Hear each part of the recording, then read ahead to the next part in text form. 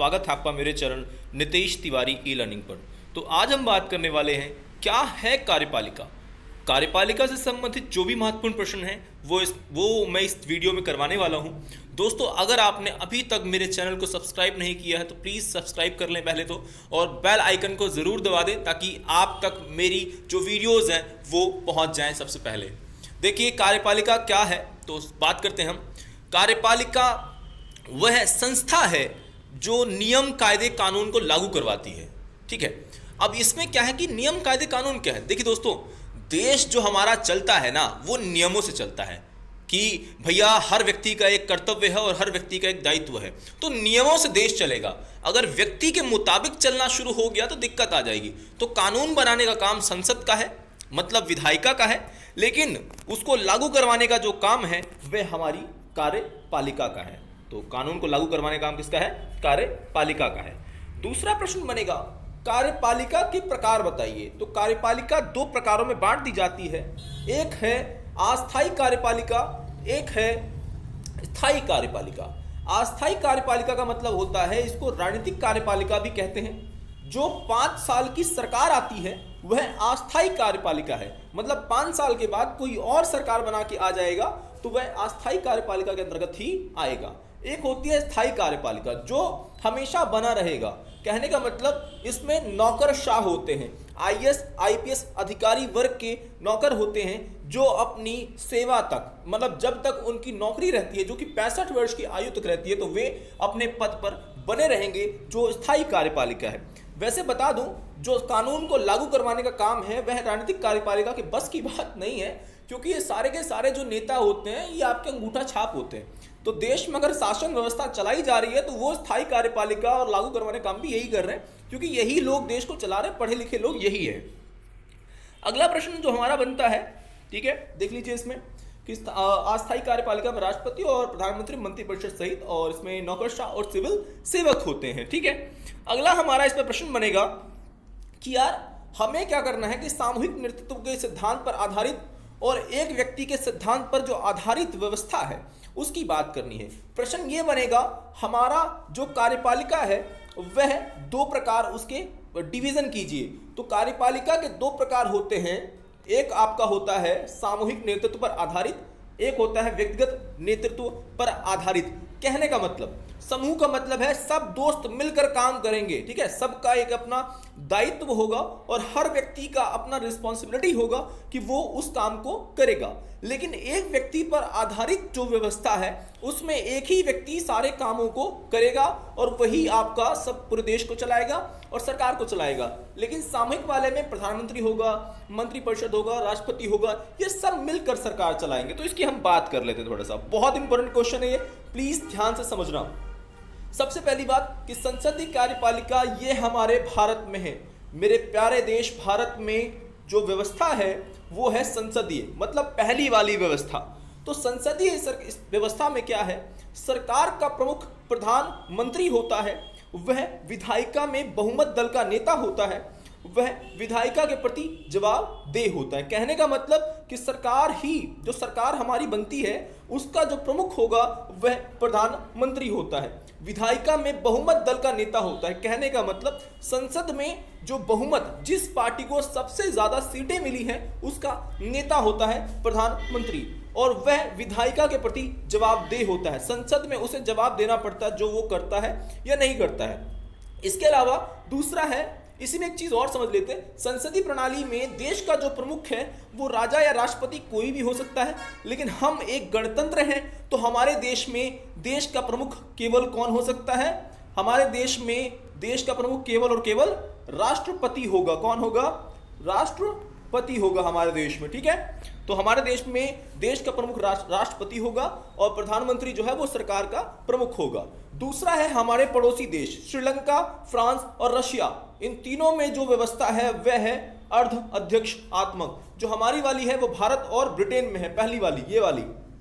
तो अर्ध अध्यक्ष आत्मक में राष्ट्रपति देश का प्रमुख होता है, प्रधानमंत्री सरकार का प्रमुख होता है, प्रधानमंत्री और उसका मंत्री जो परिषद है वह विधायिका के प्रति जवाबदेह होता है। सिमिलर हमारी तरह ये दोस्त बस अंतर यह है कि इसमें देश का प्रमुख केवल राष्ट्रपति होता है, यहां राजा नहीं हो सकता, हो ही नहीं सकता इस व्यवस्था में। लेकिन हमारे वाले में संसदीय व्यवस्था में देश का प्रमुख राजा या राष्ट्रपति कोई भी हो सकता है। जिस प्रकार भारत में तो राष्ट्रपति है, लेकिन ब्रिटेन में देश का प्रमुख राजा होता है। लेकिन अर्ध अध्यक्षात्मक में केवल देश का प्रमुख कौन होगा? राष्ट्रपति होगा। बाकी सिमिलर पॉइंट है आपके कि प्रधानमंत्री सरकार का प्रमुख होगा और प्रधानमंत्री और उसका मंत्रिमंडल विधायिका के प्रति मतलब संसद के प्रति जवाबदेह होगा। ठीक है, अगला प्रश्न बनता है, इसका पॉइंट है अर्ध अध्यक्षात्मक ये व्यवस्था क्या है? तो देश का प्रमुख राष्ट्रपति होगा, सरकार का प्रमुख भी राष्ट्रपति होगा। राष्ट्रपति का चुनाव क्या होगा? प्रत्यक्ष होगा, जनता खुद चुनेगी। जबकि हमारे देश में राष्ट्रपति का चुनाव जो होता है वो अप्रत्यक्ष होता है, मतलब हमारे नेता करते हैं। ठीक है, और अर्ध अध्यक्षात्मक जो व्यवस्था थी वो श्रीलंका, ये वाली श्रीलंका, फ्रांस और रशिया में है। लेकिन अध्यक्षात्मक जो व्यवस्था है ये अमेरिका में है। कहाँ व्यवस्था है ये वाली? अमेरिका में है। और लैटिन अमेरिका, जो दक्षिण अमेरिका महाद्वीप है, उन देशों में है, जिसमें ब्राजील भी आता है। आगे चलते हैं कुछ 1 नंबर वाले प्रश्नों की ओर। तो पहला प्रश्न है कार्यपालिका क्या है? तो सरकार का वह अंग है जो कि कानूनों को लागू करवाता है। दूसरा प्रश्न, कार्यपालिका में मुख्य किन किन लोगों को शामिल किया जाता है? 1 नंबर में ये क्वेश्चन आ सकता है। तो राष्ट्रपति, प्रधानमंत्री और नौकरशाह जो आपके होते हैं ये कार्यपालिका के अंतर्गत आते हैं। तीसरा प्रश्न, भारत और इंग्लैंड की कार्यपालिका में क्या अंतर है? तो मैंने आपको बता दिया था कि भारत में जो देश का प्रमुख है वो राष्ट्रपति है, जो कि जनता द्वारा कहीं ना कहीं से चुना जाता है। और इंग्लैंड की रानी अपने आप पर अपने पद पर बनी रहती, कोई उनको नहीं चुनता है। अब देखिए, राष्ट्रपति को हम ही चुनते हैं ना। कैसे? हमारे जो MP MLA हैं जिनको हम चुन रहे हैं वही तो राष्ट्रपति को चुन रहे हैं। तो अप्रत्यक्ष रूप से हमने ही किसको चुना है? राष्ट्रपति को चुना है। तीसरा प्रश्न, अध्यक्षात्मक जो कार्यपालिका है वह क्या है उसमें? तो जहां राष्ट्रपति कार्यपालिका व विधान पालिका दोनों का अध्यक्ष होता है, कहने का मतलब कि जो आपका संसद है और जो आपका सरकार है दोनों का ही प्रमुख, ये देश का प्रमुख वो राष्ट्रपति ही होता है। ठीक है, अर्ध अध्यक्षात्मक व्यवस्था कहां पाई जाती है? अभी मैंने बताया था यार, कमेंट बॉक्स में मुझे बताओ कौन सा देश है वो? श्रीलंका है। अच्छा, देखो मत, बिना देखे ही सिर्फ एक तो हाथ रखो और बिना देखे बताओ कि कौन सा देश है? श्रीलंका है। अच्छा, श्रीलंका तो लिखा हुआ है, इनके अलावा कौन से देश मैंने बोले थे? तो उनका नाम मुझे करके बताओ कमेंट बॉक्स में, कौन से देश थे वो जहां अर्ध अध्यक्षात्मक जो कार्यपालिका है वो पाई जाती है। अब ये जरूरी है, 1 नंबर का प्रश्न ये आता है एग्जाम में कि 74(1) में राष्ट्रपति से संबंधित किस प्रावधान का उल्लेख है? तो दोस्त 74(1) में ये कहा गया है कि एक मंत्री परिषद होगा जो राष्ट्रपति को सलाह देगा और राष्ट्रपति उन्हीं की सलाह पर काम करेगा। ठीक है, क्या करेगा? उन्हीं की सलाह पर काम करेगा। तो इसको पढ़ लेते हैं। 74(1) में राष्ट्रपति की सहायता और सलाह के लिए एक मंत्री परिषद होगा जिसका प्रधानमंत्री होगा। राष्ट्रपति अपने कार्यों के लिए उनकी सलाह लेगा। क्या लेगा? सलाह लेगा। ठीक है, अगला प्रश्न है, भारत को राष्ट्रपति को प्राप्त एक स्वाविवेक की शक्ति कौन सी है? स्वाविवेक का मतलब है अपने स्वाविवेक से, अपने दिमाग से सोच के कौन सा काम कर सकता है? तो दोस्त, जब किसी भी पार्टी को चुनाव के बाद बहुमत ना मिला हो तो वह अपनी मर्जी से किसी व्यक्ति को प्रधानमंत्री बनने के लिए आमंत्रित जरूर कर सकता है। ठीक है, यह उसके स्वाविवेक की शक्ति है। राष्ट्रपति किस व्यक्ति को प्रधानमंत्री नियुक्त कर सकता है? तो आमतौर पर राष्ट्रपति उसी को नियुक्त करता है प्रधानमंत्री जिसके पास बहुमत हो लोकसभा में। ठीक है, अगला प्रश्न, राष्ट्रपति को प्राप्त वीटो शक्ति से क्या अभिप्राय है? तो देखो दोस्तों, इसमें जो राष्ट्रपति है वो संसद में पारित कोई भी जो विधेयक है, विधेयक का मतलब कानून जो कि बनने से पहले विधेयक बोला जाता है, उसको स्वीकृति देने में मतलब हाँ करने में क्या कर सकता है? विलंब का मतलब देरी कर सकता है दोस्त। ठीक है, अगला प्रश्न है कि भारत में गठबंधन की सरकारों का समय कब शुरू होता है? तो 1989 में होता है। कब शुरू होता है?